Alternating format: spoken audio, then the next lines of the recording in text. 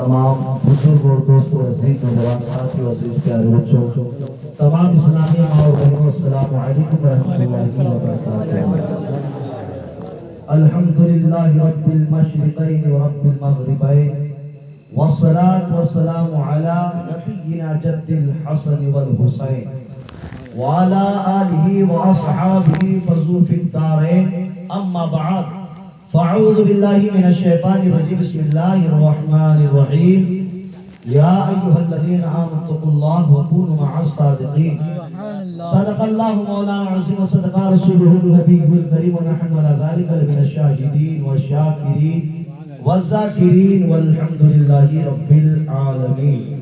بادہ توحید کے متوالوں، شمعین نبوت کے پروانوں، غوث و خواجہ اور رضا کے چاہنے والوں، اور اسے بے کسا چارائے ساجدہ زمان کا مالک ایوہ رہبر اعظم، ذکر اعظم، دستگیر اعظم، ہم غریبوں فقیروں پر رحم کھانے والے آقا، یتیموں بیواؤں کی فریاد سننے والے مسیحا گنبدے خضرا میں آرام فرمانے والے آقا حضور احمد مجتبی محمد رسول اللہ صلی اللہ تعالی علیہ وسلم کی بارگاہ میں جھوم کر عقیدت کے ساتھ ہدیت الشریف میں نذرانہ پیش کرے پڑے بابا سے بلند اللہم صلی علی سیدنا مولانا محمد وآلہ وسلم، صلاۃ و سلام علیک رسول اللہ صلی اللہ علیہ وسلم۔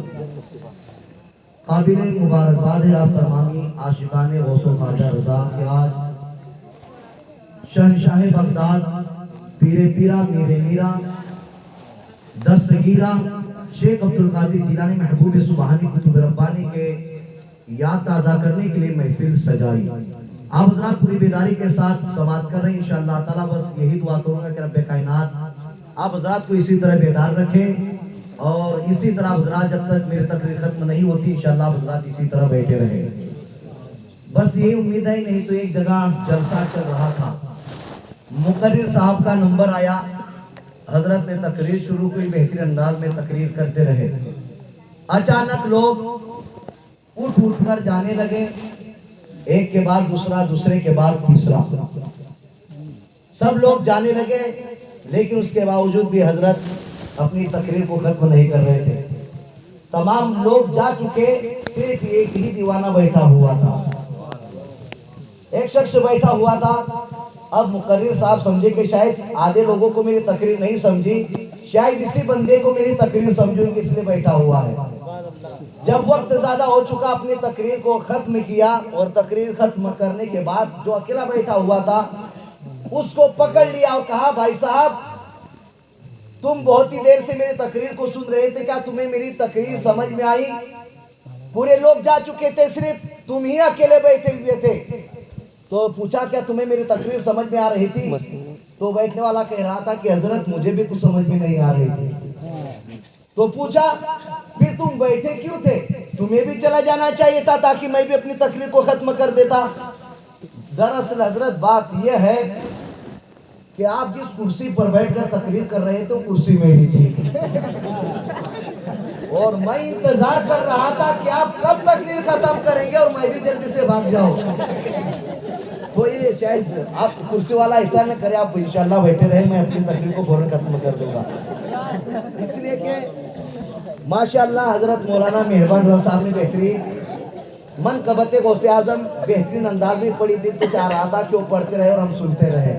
بہترین انداز میں انہوں نے تقریر بھی کی، اور ہمارے ناظم صاحب مولانا مقدر رضا صاحب آپ کو جگاتے رہے، اس لیے کہ وہ خود جذبات والے ہیں۔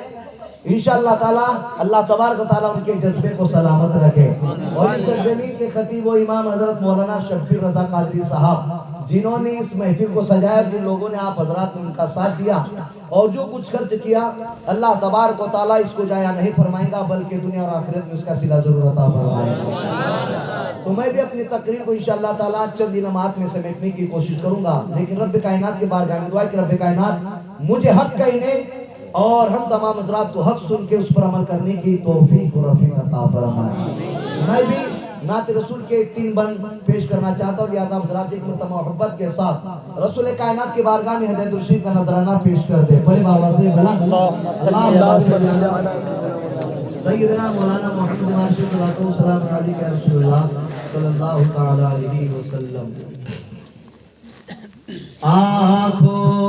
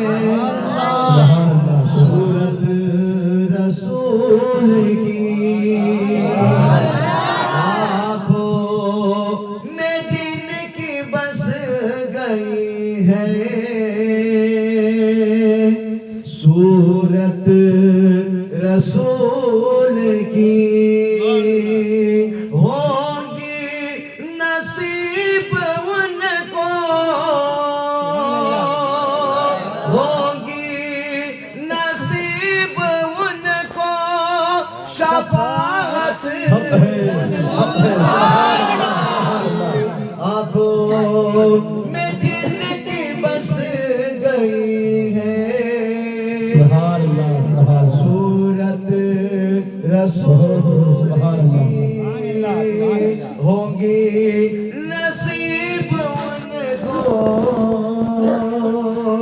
شفاعت رسول کی. مجھ کو قسم خدا کی ہے اس بات کا یقین. محترم حضرات، جب سے اسلام کا آغاز ہوا اور ابھی تک کئی لوگ اسلام کی حکومت کو بدلنے کے لیے آئے، لیکن اسلام کی حکومت بدلی نہیں، جو بدلانے آئے تھے انہی کو بدل کے رکھ دیا ہے. اس لیے کہ ابھی کی ظالم تو کچھ نہیں ہے، پہلے تو وہ دور تھا کہ جب ننگی تلواریں چلتی تھی، جب ایمان والا نہیں ڈرتا تھا. اور انشاءاللہ تعالی جب ایمان کی حرارت ہوتی ہے تو پھر نہ بندوق کی ضرورت ہوتی ہے نہ تلواروں کی، بلکہ مومن اگر دل سے ایک نعرہ لگا دے تو اس نعرے سے پورا لشکر کانپ جاتا تھا. انشاءاللہ تعالی اور ایمان کی جو ایمان کی حرارت ہے اگر وہ زندہ رہے گی انشاءاللہ تعالی، دنیا کی کسی کی طاقت نہیں جو پرچم اسلام کو نیچے گرا سکے. اس لیے کہ اللہ تعالیٰ نے اسلام یعنی لچک دی ہے کہ جتنا لوگوں نے اسلام کو دبانا چاہا اتنا اسلام پھیلتا گیا. اور میرے مصطفیٰ کی حکومت ہر دور میں رہے گی، اس لیے کہ زمانہ اور ہر دور اور ہر حکومت میرے آقا کی ہے. مجھ کو قسم خدا کی ہے اس بات کا یقین. مجھ کو قسم خدا کی ہے اس بات کا یقین. ہر دور میں رہے گی، ہر دور میں رہے گی حکومت رسول.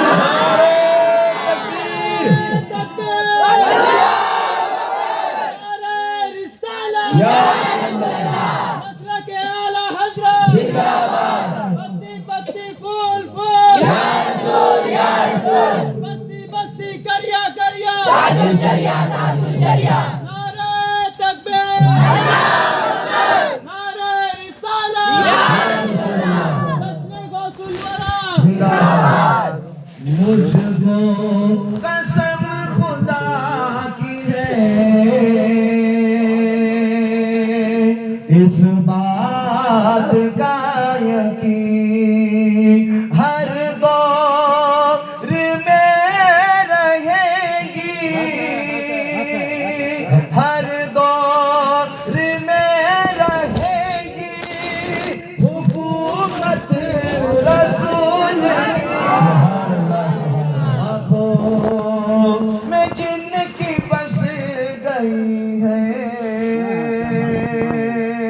صورت رسول کی. آخری شعر ایسا کرتا ہے سو وظیفہ ہر دم درود کا، کرتا ہے جو وظیفہ ہر دم درود کا. ہوتی ہے اس کو خواب میں، ہوتی ہے اس کو خواب میں زیارت رسول. آنکھوں میں جن کی بس گئی ہے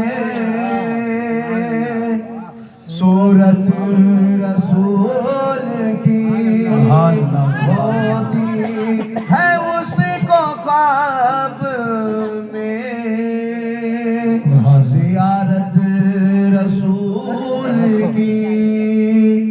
اے سب تمہارا کرم ہے آقا کہ بات اب تک بنی ہوئی ہے. اے سب تمہارا کرم ہے آقا کہ بات اب تک بنی ہوئی ہے. میں کہا تھا اس کرم کے قابل حضور آپ کی بندہ پروری ہے.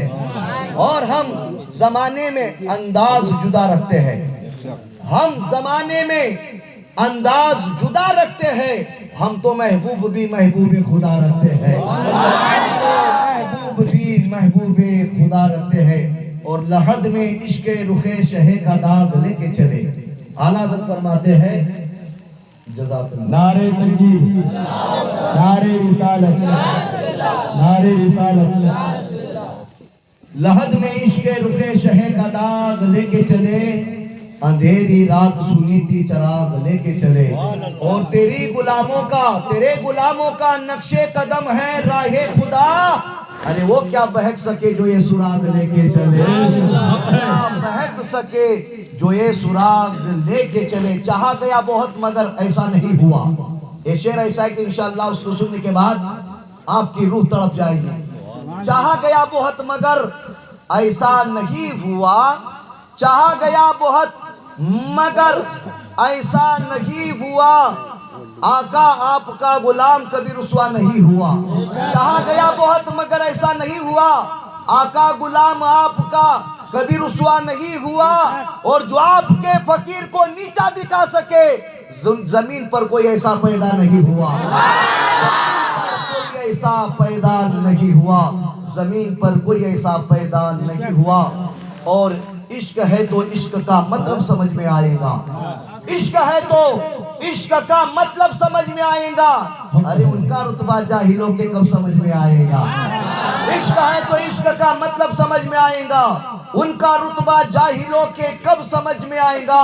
اور میری مانو مصطفیٰ سے عشق کرنا سیکھ لو، میری مانو مصطفیٰ سے عشق کرنا سیکھ لو، ارے اس میں ہے کتنا مزہ تب سمجھ میں آئے گا، کتنا مزہ تب سمجھ میں آئے گا۔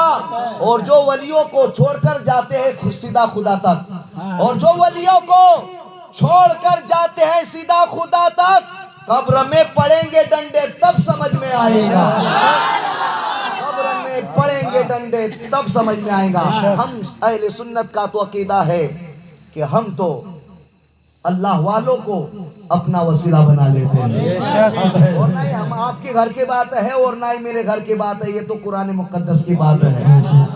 اللہ تبارک و تعالیٰ نے ارشاد فرمایا، اے ایمان والو یا ایھا الذین آمنوا باللہ وکونوا مع الصادقین، اے ایمان والو اللہ سے ڈرو اور سچوں کے ساتھ ہو جاؤ۔ آج بات کرنا ہے جنہوں نے صداقت سکھائی ہے اور جن کے گھر سے صداقت چلی ہے۔ تو رب نے جا بجا قرآن مقدس میں ہمیں ایک مرتبہ نہیں، دو مرتبہ نہیں، تین مرتبہ نہیں، 10 مرتبہ نہیں، 20 مرتبہ نہیں، بلکہ کئی جگہ پر اللہ تبارک و تعالیٰ نے 88 مرتبہ ہم کو گنہگاروں کو ایمان والا کہہ کر کہا کہ ایمان والو، اے ایمان والو، اے ایمان والو، اے ایمان والو۔ یہ خطاب کس سے ہے؟ ایمان والوں سے۔ جو ایمان والے ہیں ان سے رب فرما رہا ہے اللہ سے ڈرو اور سچوں کے ساتھ ہو جاؤ۔ آج ہر ایک انسان اپنے آپ کو سچا کہہ رہا ہے، کئی فرقہ ہے اس دنیا میں پنپ رہے، ہر فرقہ، ہر جماعت والا اپنے آپ کو کہہ رہا ہے کہ ہم حق پر ہیں، ہم سچوں کے ساتھ ہیں، ہم سچے ہیں۔ لیکن آؤ قرآن مقدس سے پوچھے، یہ قرآن مقدس تو بتا کہ آخر سچے لوگ کون ہیں؟ قرآن سے پوچھے کہ آخر سچے لوگوں کی جماعت کون سی ہے؟ تو قرآن مقدس ارشاد فرما رہا ہے سچے لوگوں کا پتہ پوچھنے والے سچے لوگ وہ ہے انعم اللہ من النبیین والصدیقین والشہداء والصالحین، وہ انبیاء کی جماعت ہے، وہ صحابہ کی جماعت ہے، وہ شہداء کی جماعت ہے، اور اللہ کے نیک بندوں کی جماعت ہے۔ تو ہمیں یعنی سچوں کے ساتھ ہونا ضروری ہے، اور سچوں کی سنگت قسم خدا کی وہ رنگ لاتی ہے کہ اگر دنیا میں آپ نے سچوں کی اگر صحبت اختیار کر لی، چاہے آپ وقت کے گنہگار ہو، لیکن اگر سچوں سے محبت کر لی تو تم بھی سچے بن جاؤ گے۔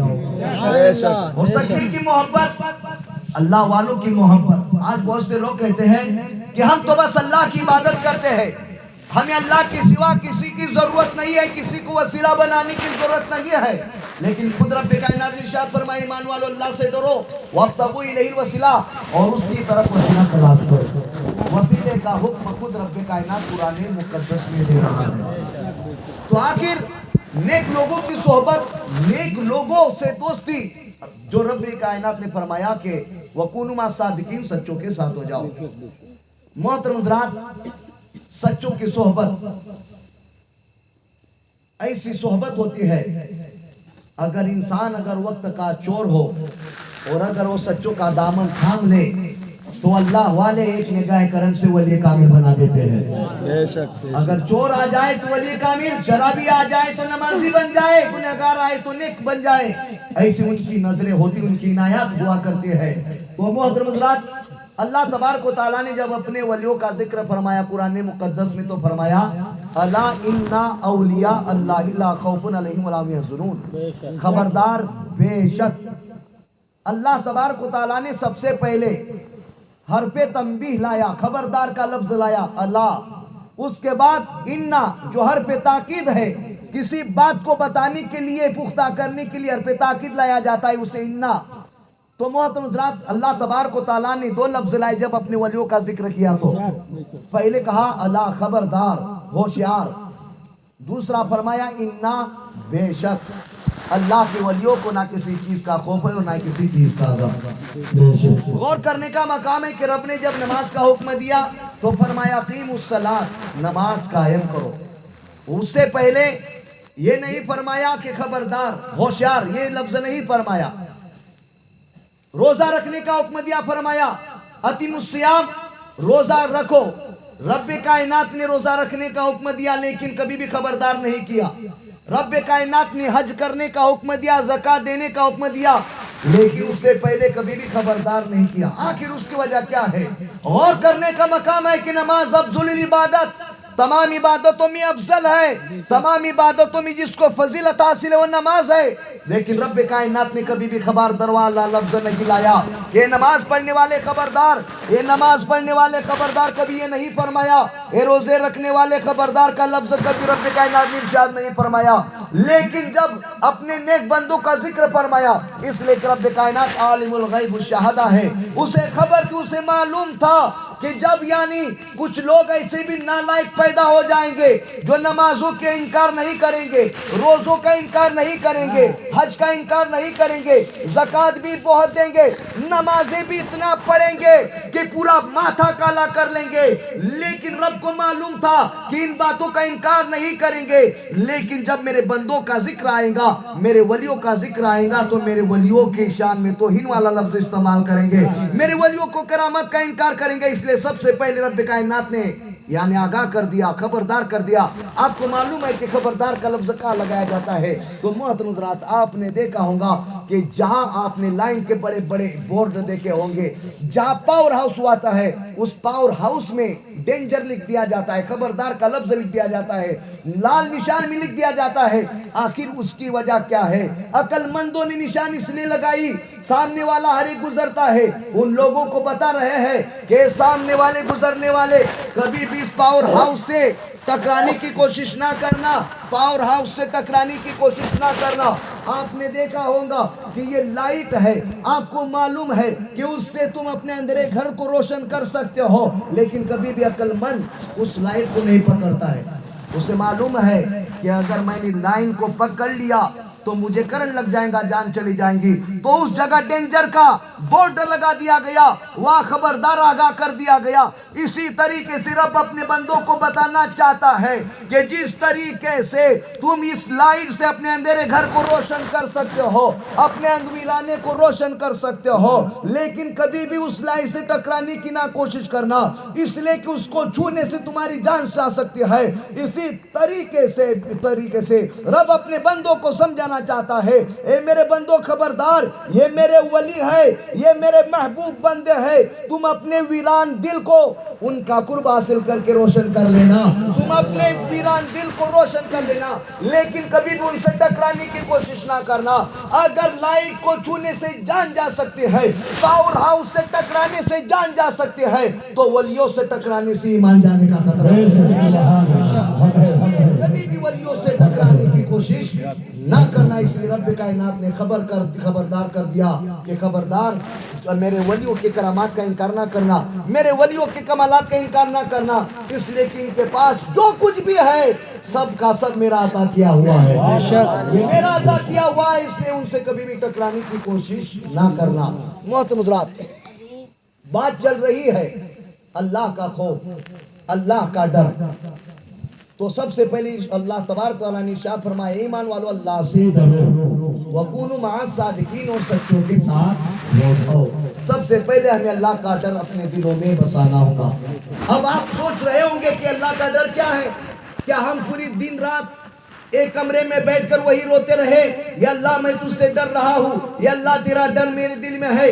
تو محترم حضرات، یہ میں یہ بتانا مقصد نہیں ہے، بلکہ اللہ سا کا ڈر کا مطلب یہ ہے کہ اللہ اور اس کے رسول نے جن چیزوں سے منع کر دیا ہے ان چیزوں سے رک جاؤ، اور جن چیزوں کو کرنے کا حکم دیا ہے ان چیزوں کو اپنا لو، یہی اللہ کا خوف ہے۔ اور اللہ کا ڈر ہر جگہ انسان کے دل میں ہونا چاہیے، اور جس طرف بھی قدم اٹھا رہا ہے، جس طرف بھی اپنے ہاتھوں کو بڑھا رہا ہے، تو اس کو سوچنا چاہیے کہ میں جو کام کرنے جا رہا ہوں اللہ اور اس کے رسول کی رضا ہے کہ نہیں، میں جو کام کر رہا ہوں اللہ اور اس کے رسول کے مرضی کے خلاف تو نہیں ہے، یہی رب کا ڈر ہے۔ وَكُونُوا مَعَ الصَّادِقِينَ، اس کے بعد نیک لوگوں کی صحبت اختیار کرنا ضروری ہے۔ آؤ بتانا چاہتا ہوں، مشکات شریف کی حدیث سے پاک اٹھا کر دیکھیں کہ نیک لوگوں کی سنگت کیسی ہوتی ہے۔ نیک لوگوں کے ساتھ آج بہت سے لوگ کہتے ہیں کہ ہمیں کسی کی ضرورت نہیں ہے، لیکن محترم حضرات یقیناً نیک لوگوں کی صحبت یعنی، اور وسیلے سے مراد کیا ہے؟ وسیلے سے مراد نہ نماز ہے، نہ زکوٰۃ ہے، اور نہ حج ہے، بلکہ مفسرین کرام نے وسیلے سے مراد وہ کسی پیر کامل کو لیا گیا ہے، یعنی کسی مرشد برحق کے دامن سے لپٹ جائے، کسی کی غلامی میں اپنے آپ کو دے دیا جائے۔ انشاءاللہ تعالی جب تم اپنے آپ کو کسی کے ہاتھوں بیچ دو گے تو انشاءاللہ تعالی تم دنیا میں بھی شیطان کے وسوسے سے بچے رہو گے اور میدان محشر میں بھی بچے رہو گے۔ بہت سے لوگ کہتے ہیں کہ ہمیں کسی کی ضرورت نہیں ہے، لیکن بتانا چاہتا ہوں کہ نیک لوگوں کی اور اللہ والوں کی صحبت، ان کی غلامی کا پٹا گلے میں ڈالنا کتنا کام آتا ہے۔ محترم حضرات، حضرت امام راضی کا واقعہ آپ نے کئی مرتبہ سنا ہوگا۔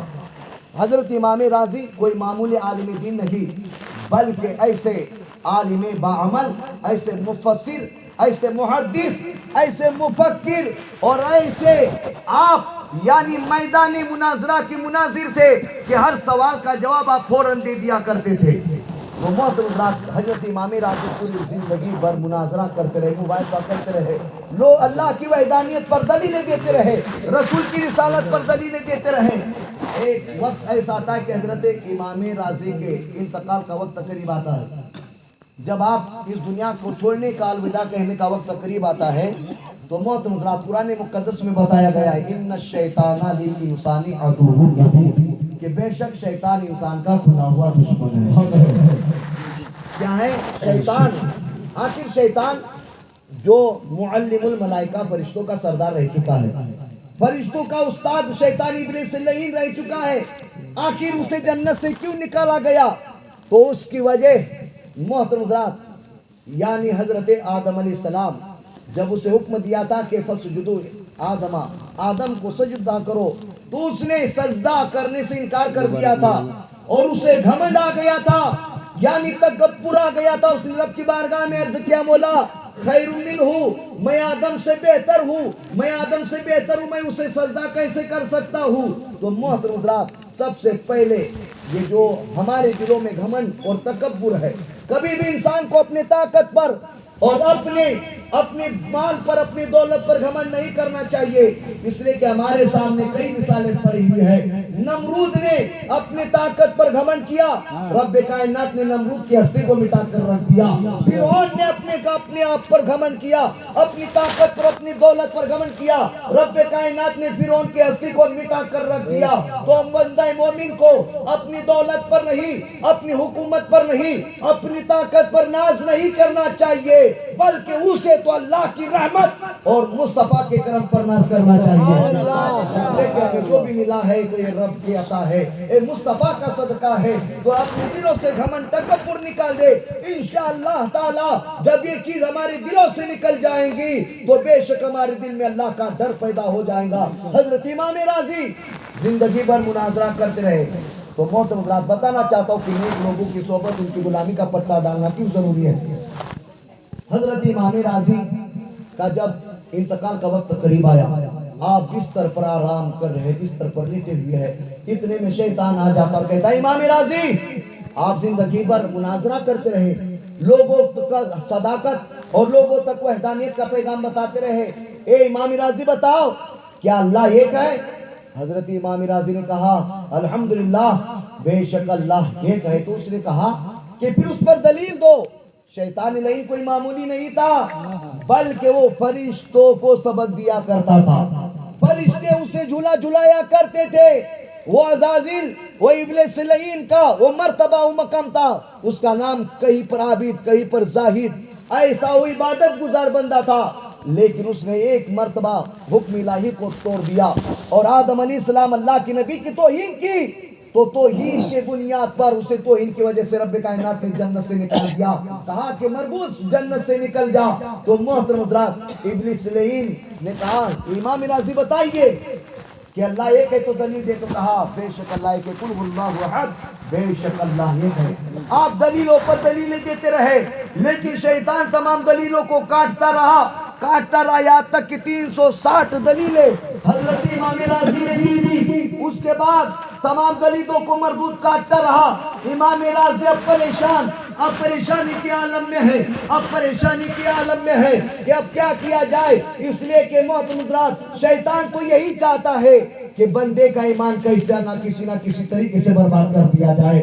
محترم حضرات یہی نہیں کہ تم نماز چھوڑ رہے ہو، بلکہ انسان کے منہ سے اگر اسلام کے خلاف یا شریعت کے خلاف اگر ایک لفظ اگر نکل جائے تو انسان ایمان سے خارج ہو جاتا ہے، اسلام سے خارج ہوتا ہے۔ اس لیے ہم اپنی زبانوں کی حفاظت کریں۔ محترم حضرات جو بات ہمیں معلوم نہیں ہے اس بارے میں ہم خاموش رہیں۔ محترم حضرات بہت سے لوگ جلال میں آ کر غصے میں آ کر اسلام کی باتوں کا بھی انکار کر دیتے ہیں، لیکن انہیں سوچنا چاہیے کہ جن باتوں کو ہم کو پتہ نہیں ہے تو اماموں سے الجھنا نہیں چاہیے، بلکہ جو بات پتہ نہیں ہے اس میں خاموش ہو جانا چاہیے، اپنی مرضی سے کچھ نہیں کہنا چاہیے، اس لیے کہ اگر ایک لفظ بھی اگر خلاف نکل گیا تو تمہارے تمام اعمال برباد کر دیے جائیں گے، ایمان برباد کر دیا جائے گا۔ شیطان لعین دلیل کو کاٹتا رہا۔ امام راضی اب پریشان، جو وقت کے عالم بعمل، مفکر، محدث، مفسر، مناظر ہونے کے باوجود شیطان لعین نے تمام دلیلوں کو کاٹ دیا۔ امام راضی پریشان ہے، جسم پسینہ پسینہ ہو چکا ہے، اللہ کیا کرے۔ اتنے میں آپ کا خیال آپ کے مرشد کامل کی طرف چلا جاتا ہے اور آپ اپنے مرشد کو، اپنے پیر کو آواز دیتے ہیں اے پیر مدد فرمائیے۔ کئی دور دراز پر حضرت امام راضی کے پیر و مرشد حضرت امام نجم الدین کبریٰ علیہ رحمت رضوان نماز کے لیے وضو کر رہے تھے۔ آپ نے دیکھا کہ مرید پریشانی میں ہے، فرماتے اے راضی اس لعین سے کیوں نہیں کہہ دیتے کہ میں بغیر دلیل کے خدا کو ایک مانتا ہوں۔ نعرہ تکبیر، نعرہ رسالت، نعرہ رسالت، جشن غوث الورا، جشن غوث الورا، حضرت علامہ مولانا حسن رضا صاحب قبلہ، نعرہ تکبیر، نعرہ رسالت۔ فرماتے ہیں کہ یہ राज इमाम राजी क्यों नहीं कह देते कि मैं बगैर दलील के अल्लाह को एक मानता हूँ। शैतान उसके बावजूद बहका रहा था। आप अल्लाह वालों की पावर को देखे, जो लोग कहते हैं कि वली हो या नबी किसी की मदद नहीं कर सकते, ऐसे गुस्ताख बातिलों से दूर रहना जरूरी है, नहीं तो ईमान बर्बाद करके रख देंगे। मोहतरम हज़रात, अल्लाह वालों की पावर देखे कि जब बंदा अल्लाह का हो जाता है तो अल्लाह भी अपने बंदे का हो जाता है।